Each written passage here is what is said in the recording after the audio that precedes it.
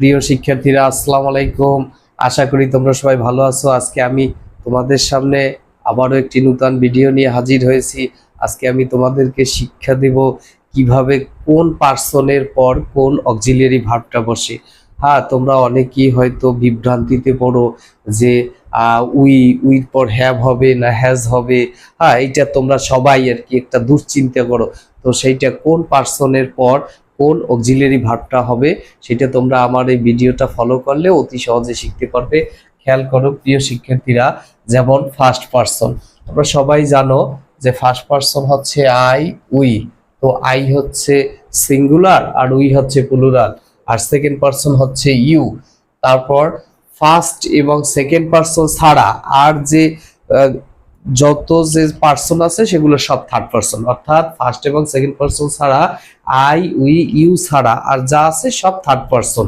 তো এখন দেখো, ফার্স্ট পার্সন সিঙ্গুলার আই, এরপরে এম বসবে। হ্যাঁ, এখন এই ফার্স্ট পার্সন সিঙ্গুলার আই, তো সেই আই এর পরে এম হবে। তারপর থার্ড পার্সন সিঙ্গুলার যেমন ইট, হি, শি, রহিম ইত্যাদি, এরপরে ইজ বসবে। Rahim is, it is, he is, she is. তারপর first person plural, second person, third person প্লুরালে আর বসবে। যেমন আমার এখানে আছে দে, দে হচ্ছে থার্ড পার্সন প্লুরাল, তো সেটার পরে আর হবে। তারপর আছে উই, ফার্স্ট পার্সন প্লুরাল, সেটার পরে আর হবে। তারপর আছে ইউ, সেকেন্ড পার্সন, সেটার পরেও আর হবে।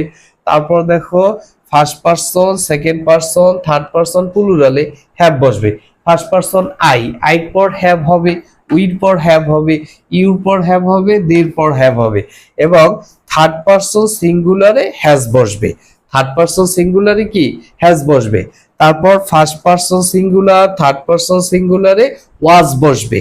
তারপর দেখো, সেকেন্ড পার্সন, থার্ড পার্সন প্লুরালে ওয়ার বসবে। তারপর ফার্স্ট পার্সনে শ্যাল বসবে এবং সেকেন্ড পার্সন এবং থার্ড পার্সনে উইল বসবে।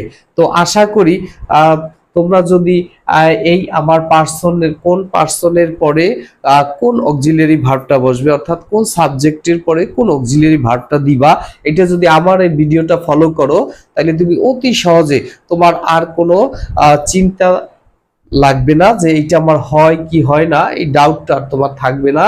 তুমি দেখো, যেমন হঠাৎ দেখো এখানে আছে থার্ড পার্সন সিঙ্গুলার। হ্যাঁ, থার্ড পার্সন সিঙ্গুলার কি, যেমন হি একজন বুঝাইলে সেটা সিঙ্গুলার, আর একের অধিক হইলে সেটা প্লুরাল।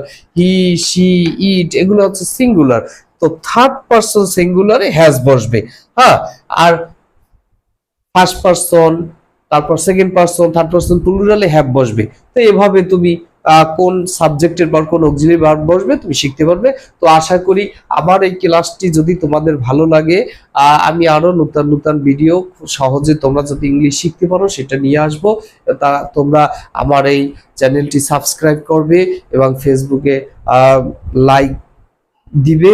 তো সবাইকে ধন্যবাদ আমার এই ক্লাসটি দেখার জন্য।